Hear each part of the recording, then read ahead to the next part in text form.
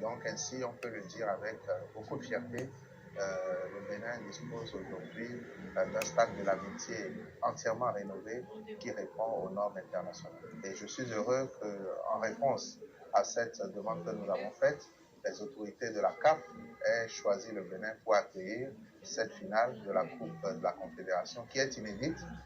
en ce sens que d'abord c'est la première fois que cette finale se déroule en un seul match. Habituellement c'était en aller-retour. Et deuxièmement, c'est la première fois que cette finale se déroule dans un pays d'Afrique subsaharienne avec la nouvelle technologie, par exemple pour l'arbitrage, VAR, qui va être déployée dans notre pays, avec des équipes qui viennent de l'Algérie et du Maroc en tant que finalistes, mais aussi avec la présence effective du président de la Confédération africaine de football, de l'ensemble des vice-présidents, des membres du comité exécutif, du secrétaire général de la CAF, des officiels au plus haut niveau de la FIFA, et c'est un élément de satisfaction. Lorsque le stade a été rénové, nous avons refait une contre-expertise. Vous savez que la marque du gouvernement du président Talon, c'est de s'assurer que les choses sont très très bien faites. Et donc à l'occasion de cette contre-expertise que nous avons faite, ensemble avec nos amis de la FIFA et de la CAF, nous avons fait venir aux frais du Bénin un expert international recommandé par la FIFA qui est venu, a pris en main la pelouse et a donné le résultat que nous voyons aujourd'hui, qui est tout à fait différent de celui que les Béninois ont pu voir sur les premières images lorsque nous avons fait la réception de ce stade. Et il en est de même pour l'éclairage qui a été fait conformément aux normes et standards internationaux, qui a été fait conformément aux normes de la CAF, mais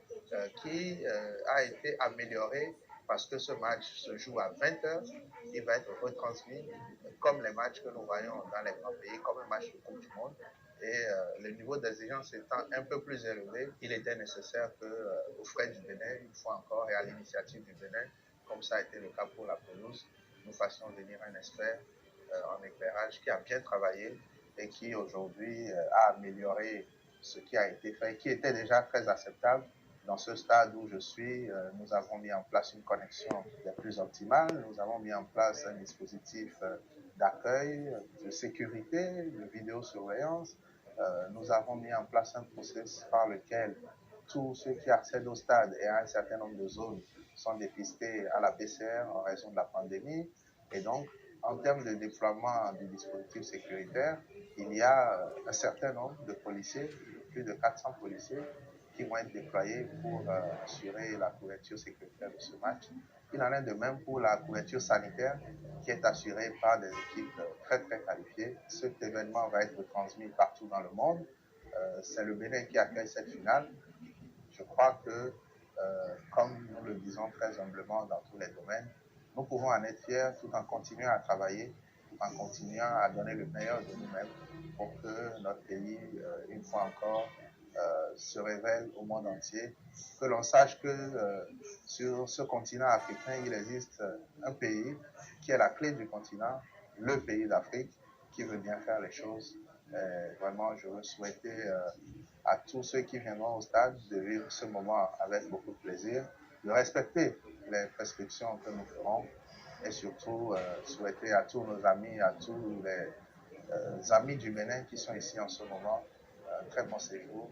Et enfin, vous remercier de continuer à nous aider à travailler aux côtés du président Talon pour révéler notre pays.